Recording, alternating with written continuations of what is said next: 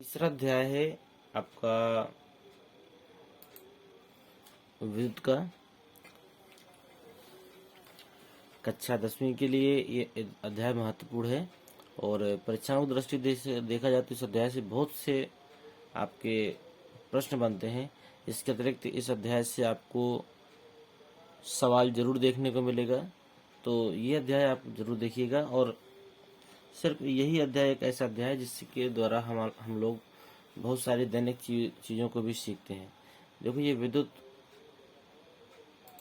Electricity का अध्याय है ये। इसमें सबसे पहले हम लोग विद्युत धारा को देखते हैं। विद्युत धारा किसे कहते हैं?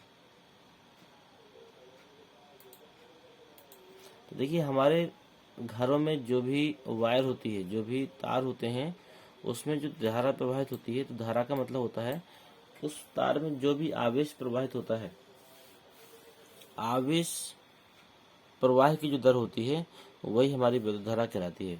विद्युत धारा को हम आई से लिखते हैं। आई बराबर होता है Q/T। और परिपथ किसे कहते हैं? तो ये देखिए, इसमें लिखा है स्विच, सेल तथा बल्ब के बीच चालक संबंध जोड़ता है। ठीक है। और इसके बाद में लिखा है आपका विद्युत धारा के सतत, ये टेढ़ा हो गया है आपका, फिर से देख लीजिए इसको।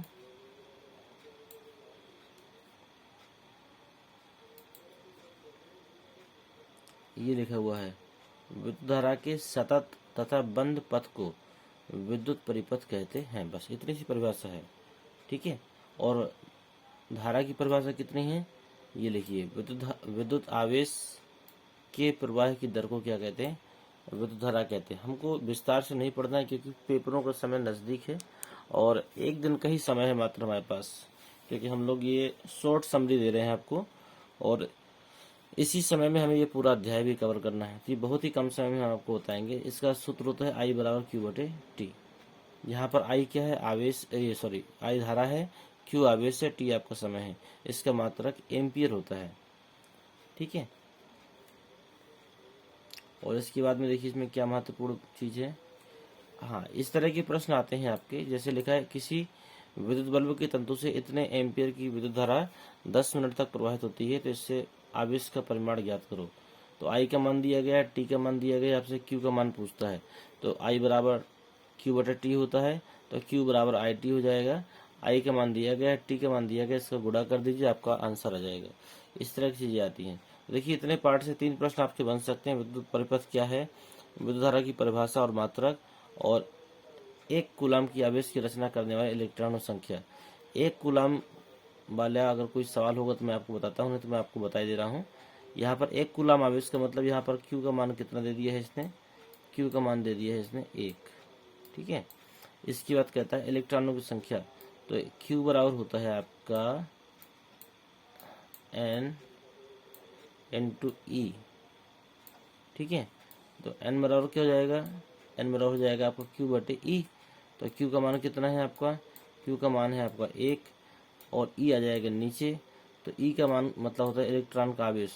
E की जगह पे रखेंगे 1.6, यहाँ पे रख के दिखा दे। देखिए, माउस से लिखना पड़ता है तो कुछ स्पष्ट राइटिंग नहीं आ सकती है। मैं सूत्र में रख के आपको दिखाई दे रहा हूँ, आप कर लीजिएगा फिर आप उसी हिसाब से।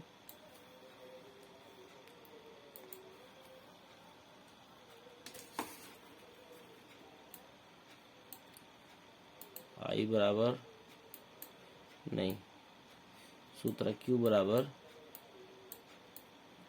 N/E। तो N का मान निकालना हमें, तो N बराबर हो जाएगा हमारा Q/E। Q का मान आपका कितना है? 1 है। और E का मान, E का मतलब होता है इलेक्ट्रॉन का आवेश, तो इलेक्ट्रॉन पर होता है 1.6 गुणा 10⁻⁻⁹।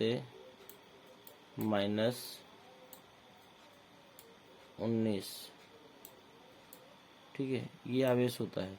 तो आप इसको हल करेंगे तो आपको एक कूलाम आवेश की रचना करने वाले इलेक्ट्रॉनों की संख्या आ जाएगी। अब इसको आप कर सकते हैं। इसके बाद में विभव देखते हैं।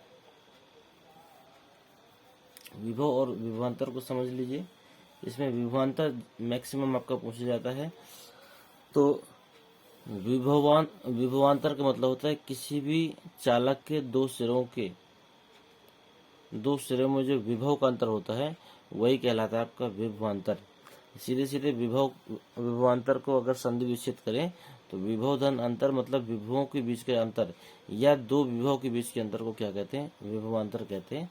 बस इतनी सी परिभाषा, इसका मात्रक वोल्ट होता है।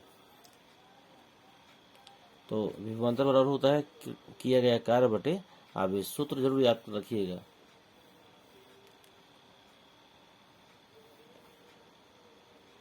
इसके बाद में देखिए सवाल वगैरह आपको लगवाए गए होंगे, क्योंकि शॉर्ट समरी में हम सवाल नहीं करवा पाएंगे। ये आप देख सकते हैं। यदि इस तरह के चित्र आ जाए तो पहचान लीजिएगा। अगर सिंगल लगा है तो ये विद्युत सेल होगा, एक से अधिक है तो ये बैटरी बन जाती है। ये आपकी खुली हुई कुंजी है, बंद कुंजी है, तारों की संधि है। ये जो तार है इनमें कोई संधि नहीं लेकिन क्रॉसिंग हुई है। विद्युत बल्ब का प्रतीक है, प्रतिरोध का है, धारा नियंत्रक का है, आमीटर का है और वोल्ट मीटर का है। तो ये सारी चीजें हैं। मोस्ट इम्पोर्टेंट है ओम का नियम आपका। ये परीक्षा की दृष्टि से बहुत ही महत्वपूर्ण है। तो आप कह सकते हैं यदि किसी चालक की भौतिक अवस्था न बदली जाए तो चालक के सिरों पर विभवांतर उसमें प्रवाहित धारा के समानुपाती होता है। तो ये देखिए V समानुपाती I दिया गया है, इसका सूत्र है V समानुपाती I। परिभाषा मैंने आपको बताई, फिर सुन लीजिए। यदि किसी चालक की भौतिक अवस्थाओं में परिवर्तन न किया जाए तो चालक के सिरों पर उत्पन्न विभवांतर धारा के समानुपाती होता है। ये ओम का नियम है आपका। इसके बाद में देखिए और क्या खास चीजें हैं इसमें।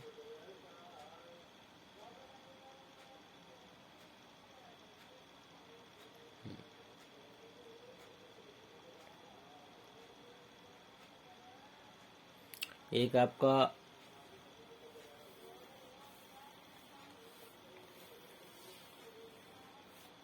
ये सूत्र दिया गया है, विशिष्ट प्रतिरोध इसमें दिया गया है R बराबर रो इंटू एल बटे ए।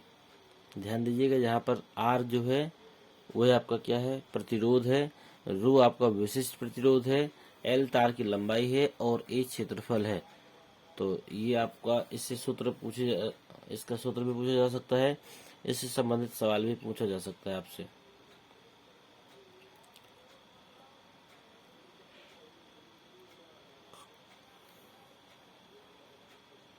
अब ये आपके कुछ प्रतिरोधों का क्रम दिया गया है, ये आपका जरूर आएगा। प्रतिरोधों को किस क्रम में जोड़ा जाता है? तो ध्यान दीजिएगा, प्रतिरोधों को हम दो क्रम में जोड़ सकते हैं। एक होता है श्रेणी क्रम संयोजन, ये देखिए लिखा है, ठीक है। और एक क्रम होता है आपका समांतर क्रम या पार्श्व क्रम संयोजन, ये लिखा है। तो श्रेणी क्रम संयोजन में ध्यान दीजिएगा कि किसी भी प्रतिरोध का एक से दूसरा सिरा अगले प्रतिरोध के पहले सिरे से जुड़ा होता है। इसी प्रकार अगले प्रतिरोध का अगला सिरा तीसरे प्रतिरोध के पहले सिरे से जुड़ा होता है। यदि कोई भी संयोजन इस प्रकार का दिखाई दे तो समझ लीजिएगा वो श्रेणी क्रम संयोजन है। तो आप परिभाषा क्या लिखेंगे? यदि प्रतिरोधों को इस प्रकार जोड़ा जाए जिसमें से प्रत्येक प्रतिरोध का दूसरा सिरा अगले प्रतिरोध के पहले सिरे से जुड़ा हो तो प्रतिरोधों का यह संयोजन श्रेणी क्रम संयोजन कहलाता है। चित्र आपने देख ही लिया कैसे होता है। यहाँ पर हम बता दें, यदि तुल्य प्रतिरोध पूछे तो आप लिख देंगे तुल्य प्रतिरोध की जगह पे R बराबर R1 plus R2 plus R3, जितने भी लगे हो सबको आप लगा सकते हैं लगातार। और पार्श्व क्रम में क्या होता है कि प्रत्येक प्रतिरोध का पहला सिरा, देखिए प्रत्येक प्रतिरोध का पहला सिरा किसी एक बिंदु से तथा प्रत्येक प्रतिरोध का दूसरा सिरा किसी दूसरे बिंदु से जुड़ा हो। तो इस प्रकार प्राप्त संयोजन समांतर क्रम संयोजन कहलाता है। समांतर क्रम संयोजन में क्या होता है? तुल्य प्रतिरोध का जो सूत्र होगा 1/R बराबर 1/R1 प्लस 1/R2। इसी प्रकार जितने भी होंगे आप सबको जोड़ दीजिएगा, ये आपका पार्श्व क्रम संयोजन कहलाता है। इसी को हम समांतर क्रम संयोजन भी कहते हैं। इसके बाद आपके लिए जो महत्वपूर्ण पॉइंट है इनका देखिए, डेरिवेशन दिया गया, सिद्ध करने का तरीका है श्रेणी क्रम का। श्रेणी क्रम में क्या होता है कि विभवांतर सभी प्रतिरोधों में अलग अलग होता है। तो V बराबर V1 plus V2 plus V3, मतलब तुल्य विभवांतर अलग अलग प्रतिरोधों के विभवांतर के समान बराबर होता है, योग के। देखिए मान रख के ये सिद्ध कर दिया गया श्रेणी क्रम संयोजन का। इसी प्रकार समांतर का भी सिद्ध किया गया है। ये पार्श्व क्रम संयोजन जिसे हम लोग समांतर कहते हैं उसको भी देखिए सिद्ध किया गया है। समांतर क्रम संयोजन में जो धारा होती है उसका बंटवारा हो जाता है, इसलिए I बराबर I1 plus I2 plus I3 हो जाएगा। तुल्य का मतलब होता है कि किसी परपथ में तुल्य धारा अलग अलग प्रतिरोधों में प्रवाहित धारा के योग के बराबर होती है। इससे हम लोग सिद्ध करेंगे तो आ जाएगा हमारा 1/R बराबर 1/R1 plus 1/R2 plus 1/R3। ये आपका महत्वपूर्ण, दो में से कोई ना कोई सिद्ध करवा सकता है। समांतर या श्रेणी में से कुछ ना कुछ आपसे सिद्ध जरूर करवाएगा।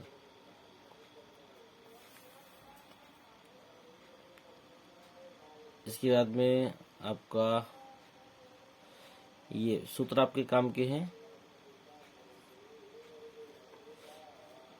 उत्पन्न ऊष्मा का H बराबर VIT, H बराबर I² RT, ये आपका उत्पन्न ऊष्मा का सूत्र है।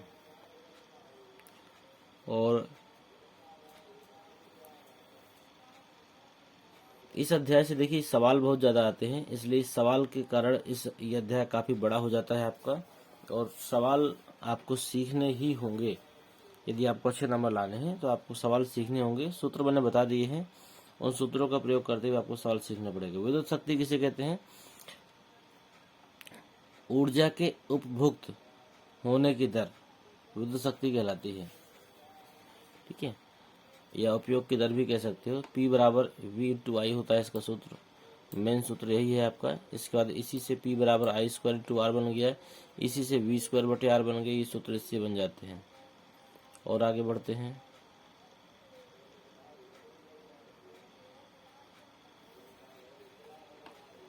एक बहुत ही महत्वपूर्ण बिंदु लिखे इसमें, विद्युत धारा का मात्रक एम्पियर होता है। और इसमें ध्यान दीजिएगा, गतिशील इलेक्ट्रॉनों द्वारा विद्युत धारा की रचना होती है, तो आप जान चुके हैं, ठीक है। लेकिन इलेक्ट्रॉनों के प्रवाह की दिशा के विपरीत विद्युत धारा बहती है। यदि विद्युत धारा की दिशा आपसे पूछी जाए तो इलेक्ट्रॉनों के चलने की विपरीत दिशा में विद्युत धारा बहती है। अगला पॉइंट है आपका, किसी विद्युत परिपथ में इलेक्ट्रॉनों को गति प्रदान करने के लिए हम किसी सेल या बैटरी का उपयोग करते हैं, और सेल अपने सिरों के बीच विभवांतर उत्पन्न करता है। इससे देखो, ये है सेल के सिरों के बीच में उत्पन्न जो विभव होता है उसी को हम क्या कहते हैं? विभवांतर कहते हैं। इसी विभवांतर को वोल्ट से मापते हैं। ओम का नियम देखिए मैं बता चुका हूँ, फिर भी लिखा है। तो किसी प्रतिरोधक के सिरों के बीच विभवांतर उसमें प्रवाहित धारा के समानुपाती होता है, लेकिन शर्त क्या है? इसका ताप समान रहना चाहिए।